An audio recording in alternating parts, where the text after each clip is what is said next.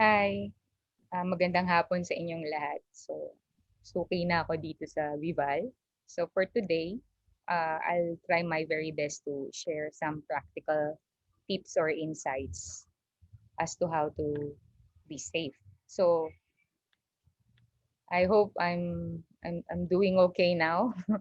So, medyo natagalan kami din sa technicals, but I think we're good. All right. So for today, ang context ng pag-uusapan natin, the uh, thing that we will be talking about today is of course yung preparation towards living a new normal. And then there are such things as government guidelines, etc., etc. But it would be good for us to start with what really is this thing all about that we have to prepare for um, that we have to prepare for in the context of safety, 'di ba? So, first off, alam ko naman alam niyo na 'to. I know that you know this. For example, COVID-19 started as an epidemic. I remember vividly, I was in China in November. There was already speculation, but nobody was really into it kasi they're just mere speculations. But after December, January came, and then there was already a lockdown in the whole province of Wuhan. So at that time, epidemic pa lang siya kasi it's concentrated on a certain place, 'di ba? But lo and behold, it traveled so fast to different places. And then hanggang March 14, napilitan ng ating gobyerno na mag-declare ng pandemic. So the government uh, has been forced to declare a lockdown. So lahat tayo apektado na, business, academics, lahat. Nobody's spared. And of course, it's not only in the Philippines. Buong mundo yan. Kaya yung impact, hindi lang regional or a certain part of the global world, but almost everywhere. Pag tinignan nyo nga yung report about COVID in the website of WHO, tapos madami pang mga website na nag-feature niyan, talagang makikita mo all countries are affected. Siguro yung hindi affected yung mga isa o dalawa lang o mga isolated cases. But technically, if you take a look at it, talagang worldwide yung spread niya. So it now becomes a pandemic. Now, ano yung likelihood na it was similar to the the Spanish flu in the early 1900s, di ba? Ano yung likelihood? Well, of course, during that time, madami ding affected whole wide world then. But no, ngayon lang ba meron coronavirus or the so-called COVID? Sa totoo lang, it started in the early 2000. So parang pagka-millennium, meron agad tayong experience na something different. Of course, it's viral in nature. So around 2002, nagkaroon ng SARS-1. Again, tong SARS-1 is, of course, under siya sa family or it belongs to the coronavirus family. Anong nangyari nung SARS-1? So parang regional siya. Parang even if may mga transmitted to Canada and other parts of the world, hindi ganun kadami. So contained right away. In short, parang isolated pa rin. But the question is, after that, had there been any development on vaccine? So you can scroll, you can go to Google and check out if there was really some sort of seriousness given to address the issue. It looks like parang there were groups then who were studying about development of vaccine, pero none of none of those that address COVID-19 that address coronavirus really came into fruition. For some reason we don't know. Maybe governments or nations have other priorities. But is it something new? Yun yung question. Hindi naman kasi dati na nga 2000. But virus has a power to mutate, di ba? It has the ability to mutate. So we don't know how it happens, but we can only study how come it was able to mutate. So yun yung nangyari na until this time, they are still on the theory that it was transmitted from an animal to the human being. Pero it remained to be found out. Hindi pa yan sure. Or hindi naman talaga yan from animal to human. Baka naman from human to human yan. But since it's viral in nature, wala pang makapagsasabi. Now, after COVID-19, nung pagka-submit ng China nung genome property ng virus, yung COV2, to the whole world, kasi they shared information about what this virus is all about. So, nagkaroon ba ng mga development? Meron. Kaya nga, ano yung mga many issues? One of the many issues would be the race in producing vaccine. Race, ibig sabihin, mauna, magaling. Alright. So, kaya if you notice the president's every 2 weeks the president's trying to tell us that there's already this, there's already that, we've come up with Bayanihan 2, etc. So ang daming mga issues, even issues on corruption, issues on politics, kagaya sa Amerika, very strong and powerful talaga yung play of politics sa kanila, na to the point na nadadama yung mga pasyente. That's why if you take a look at it, there was really a chaotic response from people. And tingnan nyo naman yung Australia, di ba? Yung Melbourne, lockdown talaga sila. So, in fact, they even reported and shared that they lost billions of dollars. So, sino bang hindi nawalan? So, that's the point. Those are just issues brought about by COVID. Now, is it really a phenomenon? I believe so, kasi it's just like natural calamity, like when volcanic, like there's a volcanic eruption.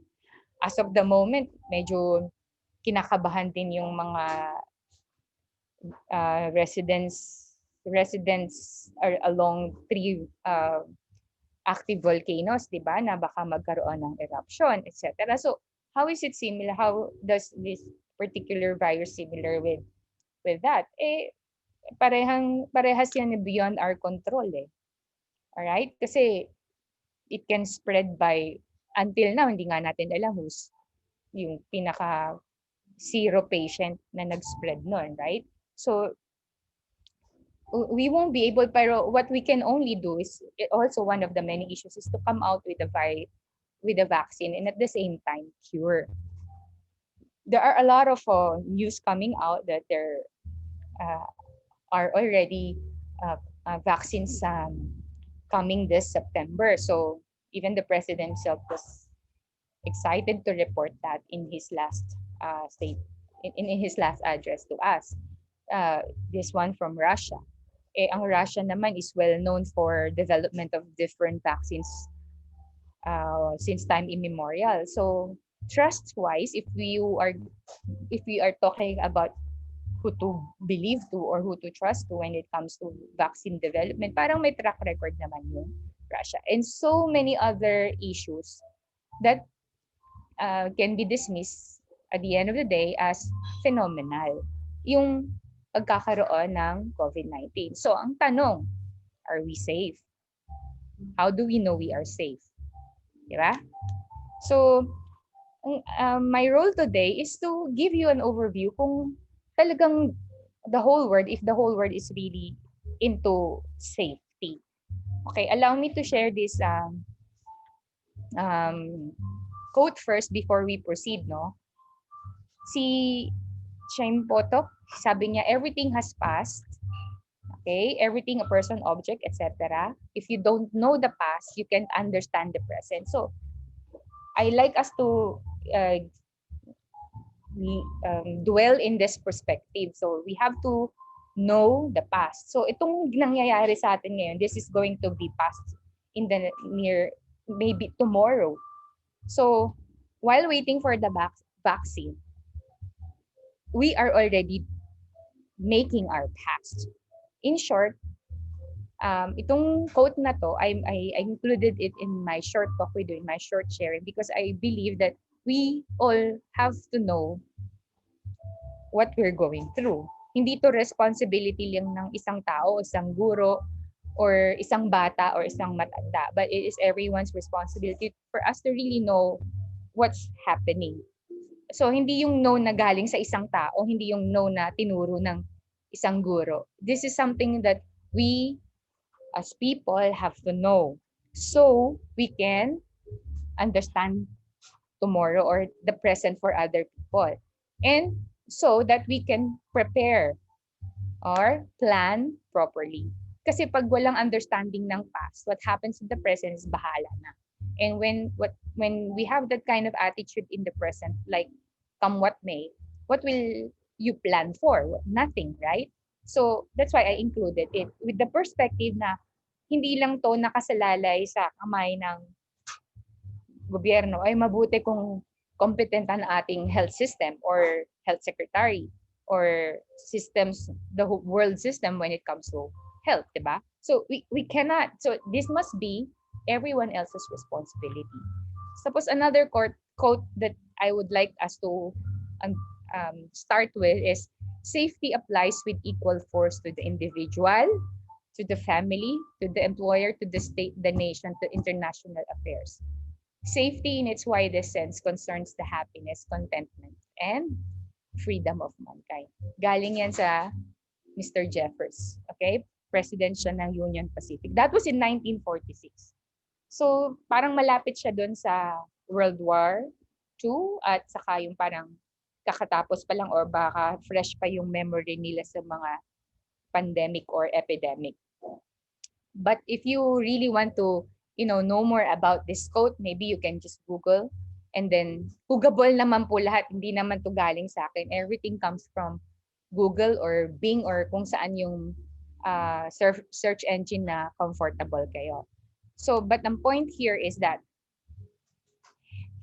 just like what I said, it's not just someone else's responsibility, but it's everyone's responsibility kasi lahat affected. Walang nai-spare dito. Nobody is spared. Okay? So, yung last quote na gusto kong include natin, the last quote that I want us to keep in mind is this: safety work is today recognized as an economic necessity. So, what I'm saying here is when we understand the word safe or safe, it's an economic necessity. Diba? When we had the COVID-19, the economic progression or development or whatever you want to call it, everything that has to do with economics, business, are very affected or is very affected when everything to do with economics very much affected. Diba? So, walang spared. Kahit na mayaman, kahit na mahirap, everyone is affected. Kung COVID man yan, kung any kind of pandemic man yan, when it concerns safety, walang na spare dyan. Nobody is spared or exempted. Okay? So, after yung mga quote na yun, ang gusto kong, from those quotes that you already have as premise in our talk this afternoon, is literature that is around us that you can access anywhere from the net.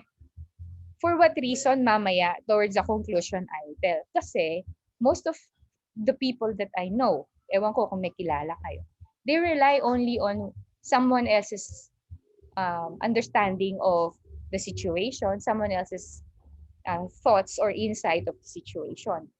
But as a teacher, as an educator, it is my challenge for all of us today that it would be better if we have personal and desire to know more about what's going on. What I mean with personal desire is you do your own research, you do your own reading, you try to connect the dots, etc. When was the last time we did that? And now I'm trying to demonstrate how I'm learning about safety with myself, and for the people I love as well. For example, get into the news. Ito, medical news. You can just click the link. Tapos, meron silang feature na staying safe at home, work and school, and even while traveling. Tapos, what I did for the afternoon is, gusto ko lang na pakita sa inyo yung keynote ko or something that I took from the news itself. So this news featured a spokesperson from WHO, World Health Organization. He said that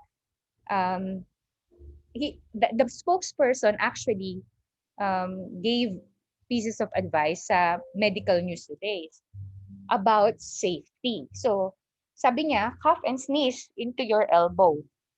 Then, dispose, if you use your tissue, dispose it um, immediately and clean your hands.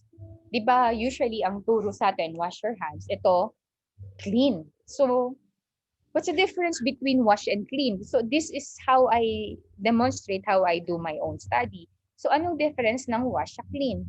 Ay malaki po. Kasi wash, pwede mo na lang lagay na sa faucet yung kamay mo without using any soap or any liquid soap or anything that will clean your hands. So pag wash lang, di hugas lang. But when it's clean, it's different because you are using something else. So of course, to see that there's nothing anymore, if it's not 100%, at least kahit paano kagaya ng mga commercial, 99.9%. Right? Di ba? Mga ganon. Alright, so sabi rin niya, if you feel unwell, stay home. Okay? And should there be any serious situations that you are feeling right now while staying home, then call your doctor or your local health professional. So, ito naman hindi naman kahit na hindi guideline, parang common sense, right? Tapos sabi niya, meron ditong, if you develop shortness of breath, seek for your doctor and ask for care immediately. Kasi, iba na yun. If there's shortness of breath, that means to say that has something to do with oxygen being put into your body. Hindi na yun dahil may mask ka or whatever. Kasi usually then, all of us now, one difficulty that we are having when we wear mask device that we cannot really talk well, we cannot really breathe well. Kasi nga parang there's a filter, kind of filter, hindering you from breathing well. How much more kung dun galing sa loob yung shortness of breath? Okay, I think hindi naman yan kakaiba. For example, when we have colds, di ba? Clogged nose, barado. Di ba we're having difficulty breathing through the nose and then we breathe only through the mouth. Napakahirap, di ba? It's not normal. So, mas lalo na kung hindi alam mo, because your body will tell you if your nose is just clogged, but your body will tell you if the shortness of breath comes from within, yung talagang wala ng oxygen. Kasi it will create something in you na. Then, ang sabi dito, stay home, eat and sleep. Eat and sleep separately from others in the house and use different utensils and cutlery. Ngayon, sa Philippines, we embrace the culture of extended families. No? Hilig tayo sa sama-sama, dikit-dikit. How can we implement that, di ba? So, kung nag-aaral ka, if you are protecting your family and if you want to live out safety everywhere, how can you do that if you are living with 4, 5, 6, 7 members of your family in one bedroom, di ba? So, these are things that inaaral talaga dapat ng tao because we have different situations. Tapos, hindi pa ako nakokontento kasi parang sabi ko, let's do more search about what really is safety. So, sa UK naman, ito naman, fresh din, noong June 2020 lang, June 1, because they'll be opening sa Europe kasi they have this mga child care center, mga nurseries for working parents na wala namang katulong just like us here. So they usually leave their kids sa mga daycares and nurseries. And of course, the pay is high, para ka na rin nagpapaaral. But the point is, you feel good that someone has to take care of your child while you are still working. Ano sabi nila dito? So they came out with some educative way of making people understand safety. Anong ibig ko sabihin educative way? They gave the guideline on the basis of understanding science. Ayan, sabi niya dito na merong 4 factors. Severity of disease in children ng COVID-19. So, they found out according to science na severe lang, unlikely that severity of disease that high scientific confidence, the children may not be highly susceptible by COVID. Pero hindi nila sinasabi na zero, hindi sila magkakaroon. Pero less likely yung pagkakaroon nila. And if ever they have, yung symptoms, hindi ganun severe. Okay? Tapos yung age ng children, scientific kasi, di ba?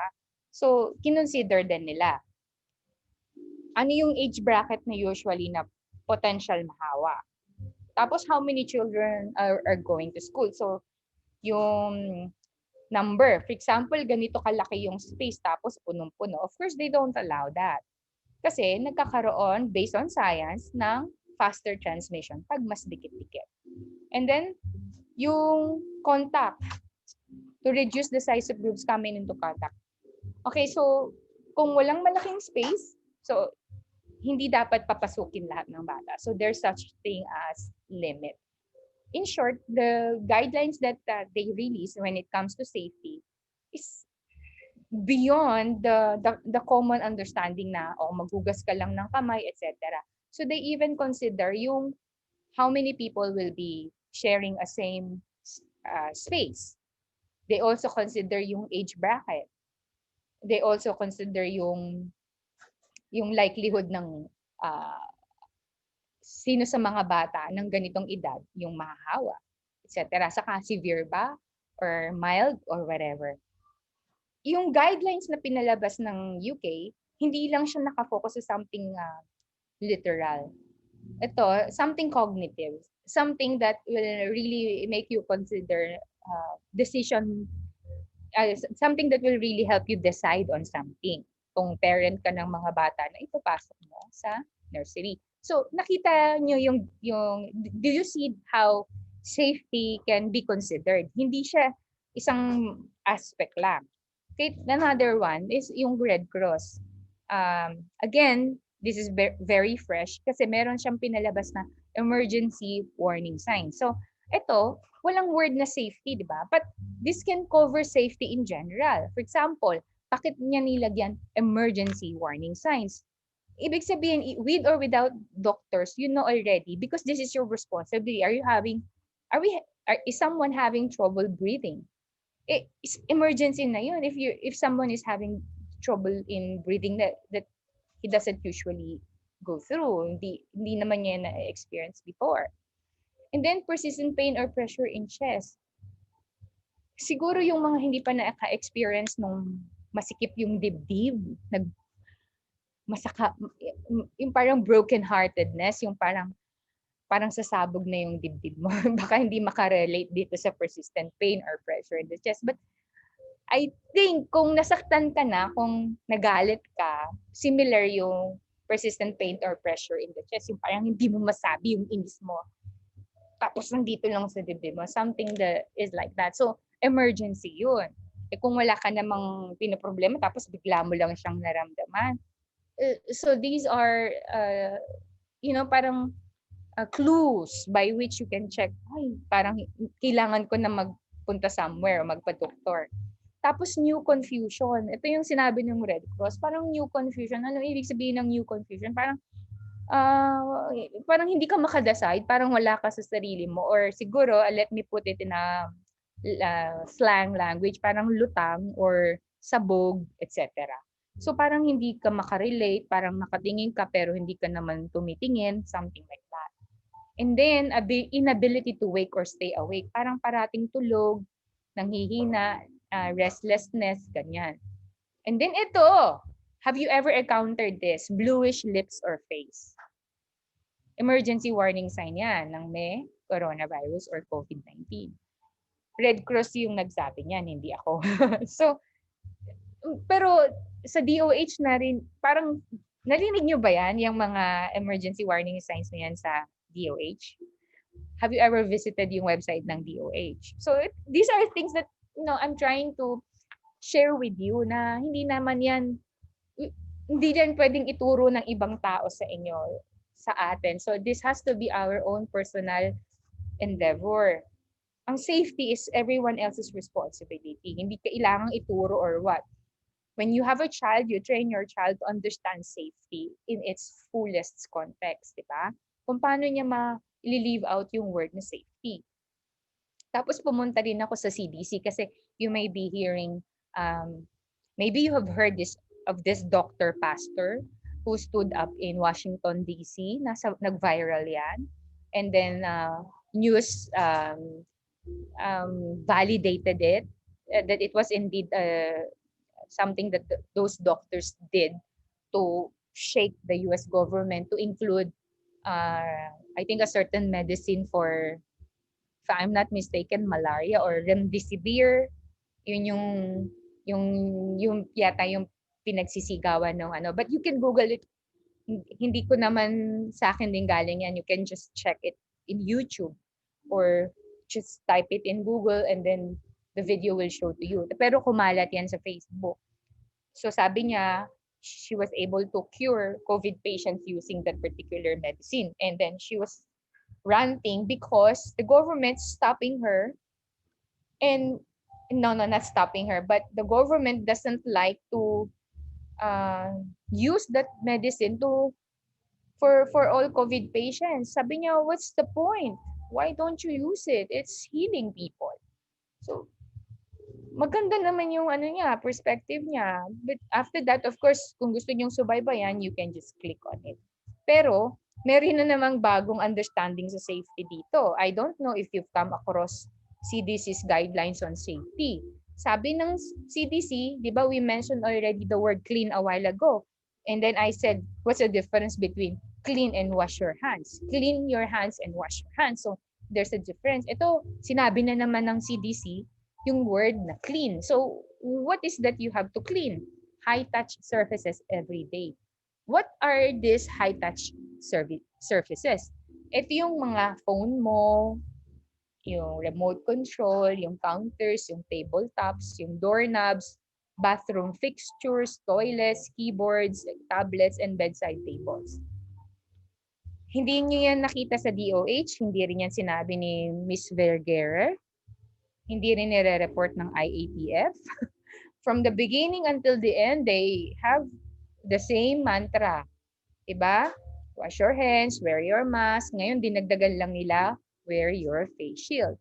Ano yung ibig kong sabihin? If you are not reading and if you're not doing your own understanding of the word safety, hindi natin yan may encounter. Are you with me? So kasi, our sponsor today is Vival. Vival is very much into education. So therefore, ang goal ng talk na to is for everyone to be educated, whether you are school or not. Kaya we have to be grateful for Vival in doing this for us. I just don't know why people don't get into watching more and more of this. Napakarami sa YouTube, but the problem with everything that you can find in YouTube, hindi siya tailor-fit sa environment natin, sa culture natin. But when somebody, a company like Vival does these things, tailor-fit yan. Sino ba mga kliyente ng Vival? Amerikano ba? Chinese? Hindi. Filipino. So tailor-fit yung pinapa-feature nila dito. Whatever they feature here in YouTube is tailor-fit for the Filipino people. So saan natin yun every day, every moment we are using our phone. When was the last time you disinfected your phone? Diba? Baka nilalagay mo sa tenga mo yan, hindi ka naman man lang nalinis yan. So, sabihin mo, hindi naman ako exposed. Okay, you're not exposed, but still, pwede naman mag-contaminate kung tama yung mga news na airborne daw yan. O, i-check mo din kung airborne nga. O, di pag airborne, anybody can be infected. Am I right? So, ang maganda sa CDC, aside from this one I showed you, meron silang CDC Corona Tracker. Pwede nyo itong puntahan. Do you see this picture? Ayan po. Nakikita nyo po yan. Yan. Yung CDC Tracker, tatanungin ka nila dyan. May yes or no kung taga-America ka or what. Sasagutin ka nila. So, if you want, you just have to click this po, yung link na yan, and then you will be introduced to this. And then steps to help prevent spread if you are sick. Nakikita po natin yan lahat available online. Then hindi pa rin po ako nag-stop kasi sa palagay ko I can read a lot about safety. So as I said, I'm just demonstrating, but you don't limit yourselves with the way I demonstrate it to you now. This one is very fresh, August 13 lang. Ano lang naman po ngayon, August 21. So that this was just last week na nag-mutate na yung COVID 2019 na tumama sa Philippines. According to this isolated study. Now, bakit isolated? Si konti lang yung kinuha nilang sampling. Pero, recognized naman tong institution na to. It's Philippine Genome Center. Yung genome, they study genes or things about current developments concerning itong specifically yung virus na to. So, ang sabi niya dito from in vitro sa study nila suggests that viruses with the D614G mutation appear to have higher levels of viral RNA and higher titers of pseudoviruses. Anong ibig sabihin nun? So yung tumama ngayon dito sa atin is G614, dominant. And authors claim that this mutation has a higher rate of transmission. Kaya di ba napansin nyo, bakit parang dumami? According to sa study na to, kasi very limited lang naman yung puro QC lang, patients lang yung ginamit nila, na higher yung transmission, pero yung in terms of morbidity or pagkamatay ng mga nagkakasakit, mas lumiliit. So, madami. Parang, according to one source that I read, it is gearing towards herd immunity. Yung parang mas marami nang meron, wala nang pupuntahan yung na-host yung virus. So parang ito yung sinasabi dito sa study nila. Ngayon, hindi to speculation kasi they really conducted study on COVID patients from Quezon City. Ang problema lang nung study nila is maliit nga yung sample. It cannot represent the entire population ng lahat ng nagka-COVID. So kung yung mga nawawalang pera sa PhilHealth at saka yung perang binigay ng bayanihan to sa DOH na punta sa mga ganitong study, we are equally intelligent with Russians, Americans, Swiss, etc. Yung lahat ng nagde-develop ng vaccine. We just don't have the opportunity. Our doctors, our specialists, our experts may not just have the opportunity that they need. But look, this is fresh. They can come up with a study. Kahit na ano pang limitations meron. Ibig sabihin, nakakagawa silang paraan. Demonstratively, bakit ito in-include? Eh kung nagagawa yan ng mga tao na mag-research about virus on their own with little sample, di how much more we should understand safety the way we personally interact with the text that we are reading. Ang daming pwedeng mabasa na may kinalaman sa safety. That's basically my point. Tapos, hindi pa rin po ako tumigil. Di ba ito yung mga sikat kasi CDC, John Hopkins, WHO, etc. Pati UK government, etc. Yung John Hopkins Medicine, meron silang infographics. Papakita ko lang sa inyo yung parang kakaiba sa nakita ko sa kanila. So we already have testing, screening, rigorous, sa kanila nilagyan nila rigorous cleaning. Grabe, hindi lang siya clean, rigorous, no? Meron din physical distancing and offering video visits. So yung among this image, no? Dito sa image na to, ang pinakabago yung offering video visits. Meron ba tayo yan sa Philippines? Okay, so pakisagot na lang, no? Then, another infographic that caught my attention is practice wellness and stress relief. This one, guys, I really want us to dwell on this. Meron tayo. Okay? So, why do I want us to dwell on stress relief? Kasi even if you are just home and you are stressing yourself out, kaka-worry mo, kaka-fear mo, kakatakot mo, kakabasa mo ng mga things that are not at all helpful, baka posibleng tamaan. Why? Kasi stress. So, let us validate our worries, guys. Practical tips din yan. On safety, why do you have to worry about something that you shouldn't? In the first place, you are obeying the guidelines. Hindi ka naman naglalabas, hindi ka naman tumatambay, you don't go anywhere. The time that you are going out is when you go to work na kailangan naman for your wellness kasi wala ka naman kakainin or panggastos if we don't work, right? But if you know how to really live out safety, before you go out, alam mo na meron ka na dapat personal protection. Hindi naman kailangang bumili.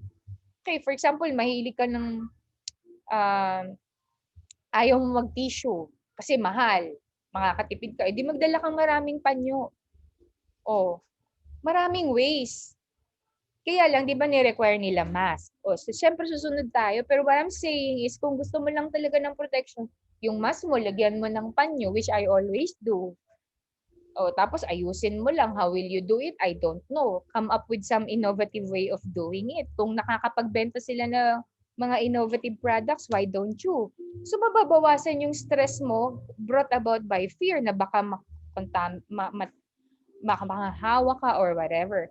Tapos, instead of buying new clothes or new makeup, new lipsticks, why not invest first sa mga makakatulong sa peace of mind mo this time of pandemic? For example, bili ka ng alcohol, bumili ka ng disinfectant, bumili ka ng Clorox, ng anything or bleaching liquids na can keep your environment free from any virus, any germs, microbes, etc. So, parang aalisin mo lang yung isang budget mo sa isa, lalagay mo sa isa.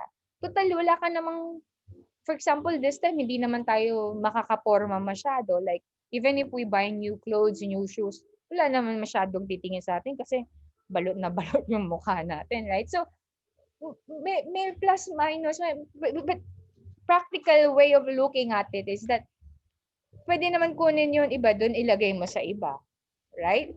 Basta huwag ka lang ma-stress kasi minsan nagkukos ng stress kasi wala kang protection, wala kang understanding of how it is to really live out safety.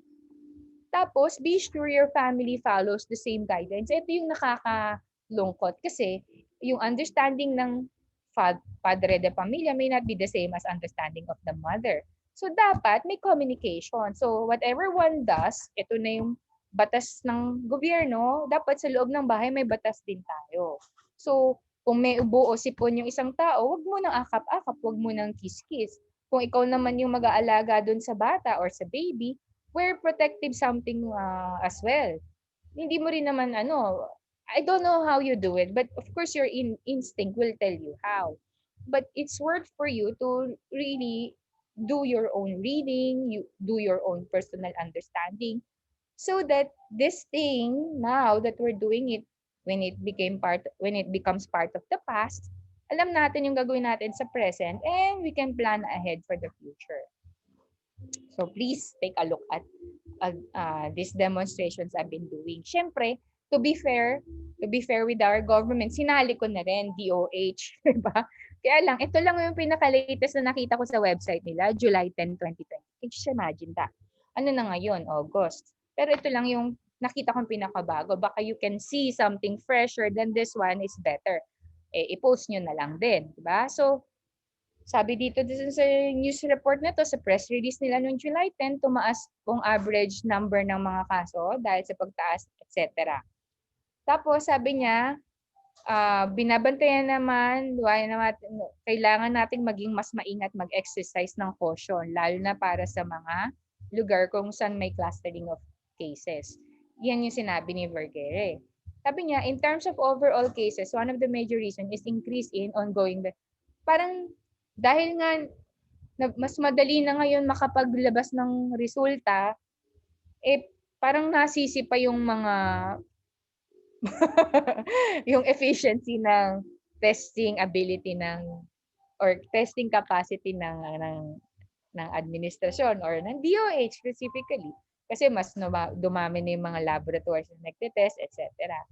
Pero ito yung parang magandang balita lang doon sa press release na yun. Sabi niya ganun, yung population daw ng nagkakaroon ng cases is 7.3% lang na clear sign that the country is still able to manage the spread.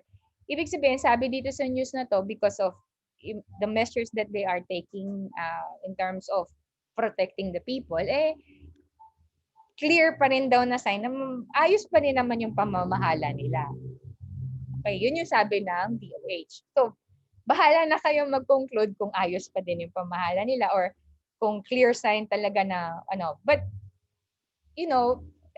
wisdom will tell us that in terms of, really addressing it in the context of for example, management level or administration level, maaari nating sabihin na, buti nga na-control ng mas maaga, nag-lockdown like that. So, let's not discount the fact. But, again, doon lang ba tayo nag-stop?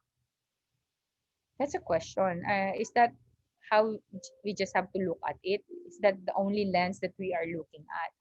Now, serving the public is different. Hindi lang tayo pwedeng isang facet. We can only look at one facet. No, it's encompassing. It has to be holistic. Kagaya nga ng mga dinemonstrate ko sa inyo in previous slides, di ba? So, but again, baka may mapulot kayo when you visit the DOH website. So, basic point is, ang dami kong shinare na mga websites that you can visit for you to have a grasp of what really it is to be safe, di ba? So, ngayon, just to give you a summary kasi malapit na mag 3 o'clock para meron pa tayong time for Q&A, kung meron mang magtatanong, is this. Gusto ko keep in mind the following, alright? S for secure. What do I mean? Kasi, di ba yung mga slides that I share with you, websites that I visited in terms of making me understand more about safety, these are secure sites. Hindi to yung mga fly-by-night websites that if you see it today, tomorrow you won't. These are secure institutions that, can really provide you more information, more knowledge about what safety is all about, na hindi lang siya one-sided. So, these websites that, marami pang ibang websites, but the website I just tried to share to you today can be considered or are secure website. Ibig sabihin, talagang pag may binasa kayo sa kanila, hindi nila ilalabas yan that they did not validate it. Tapos, what do I mean with A for approved? Kasi, meron namang mga information that you can read from some websites that you've been visiting na hindi naman aprobado. So, for example, remember that viral video about the doctor pastor? O sige, na may napagaling siya. Pero sana merong backup study na that will prove na these patients are, at least man lang mga testimonials. Pinature niya rin sana when she was, speaking in front of Washington, D.C. na sinama niya yung mga napagaling, or if not, at least nag-play siya ng video or in-upload niya online wherein people are given information ng mga Amerikano, yung mga concerned dun sa sinasabi niya. For example, dito naman sa atin, siguro mga early stages ng meron tayong tinatawag na pavunan, 'di ba? Yung pavunan viral. I don't know if you remember that. Wala silang ginawang study to support that. Maaring they are blaming some people from the government who stopped them, pero really from their part may ginawa sila. Like for example, conducting scientific study about the people who testified that they were really healed, etc. Wala ba silang pera? Kung wala man silang pera, they could have applied for the government support, etc.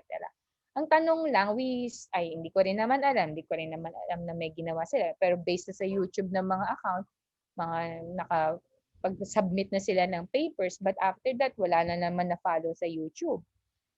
Okay? So, maraming pwede kung fascinated ka dun sa story.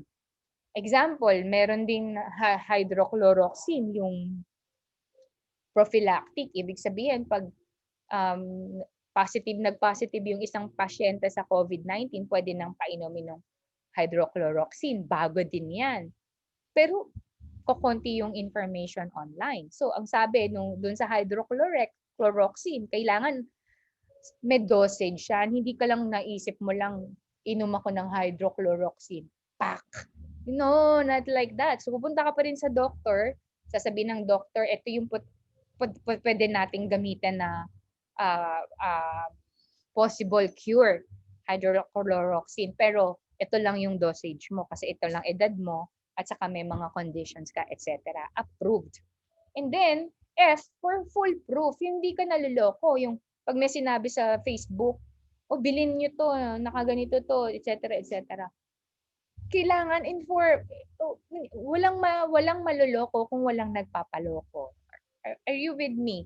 So, there are a lot of remedies being presented anywhere. Kung saan kang group nagjo-join, kung maka-Facebook ka, kung maka-Twitter ka, kung nasa Instagram may nakita kang picture ng pampasexy, etc. Ang daming pwede with the technology that we have right now. Pero sana, hindi yun magpapaloko lang tayo. So, do your own research. For example, black latte, sabi, pampasexy, ganun. Magbasa ka, kung same lang yung nakikita mo, talagang marketable products lang yan. Parang consumption, parang Milo, ganun. Baka talagang nakalagay pa, no, therapeutic claim, etc. So, bakit mo bilhin, di ba? Tapos yung diet ni yung diet ni ni Adele, yung cert food, di ba? So, ang dami nag-research kasi ang ganda ng katawan talaga ni Adele ngayon. Paano nangyari yun? Di ba? Oh. Tignan natin. Dapat full proof. Ibig sabihin, hindi ka maluloko. And then, ano yung elemental? Ibig sabihin intrinsic, ibig sabihin hindi fundamental, basic na alam mo na itong certain website na to, itong certain source na to, recognize, etc. So, hindi ka lang nagkakaroon ng takot kasi may nagsabi sa'yo. Alam mo kasi kung anong basic alam mo kung anong fundamental. Kaya babalik ka doon sa alam mo. Mahirap pag hindi natin alam. So walang safe pag walang alam. In short, let me end this afternoon by saying keep in mind secure, approved, foolproof, and elemental mechanisms by which you can live out safety. Kasi kahit na meron tayong gobyerno, mas maganda pa rin, it is a lot better for all of us to live out our own safety. Magandang hapon sa inyong lahat. Sana kahit paano may natutunan kayo.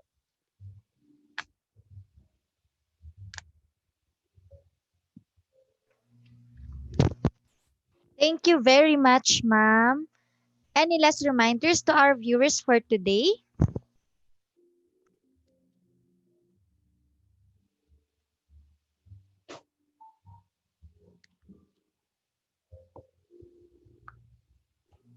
Any last reminders? Sorry. Sa palagay ko, nasabi ko na lahat. Kung may tanong lang sila, I'm very open. At saka,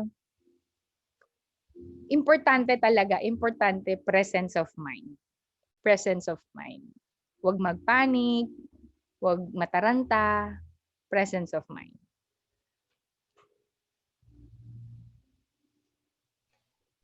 There we have it. On behalf of Vibal Group Incorporated, I would like to thank our speaker for today for this very eye-opening and insightful learning session. It is an honor to have you with us today, ma'am. And to all our Kavibal viewers, all thanks to you for your continuous patronage to our daily learning session. Muli, maraming salamat at magandang araw sa ating lahat.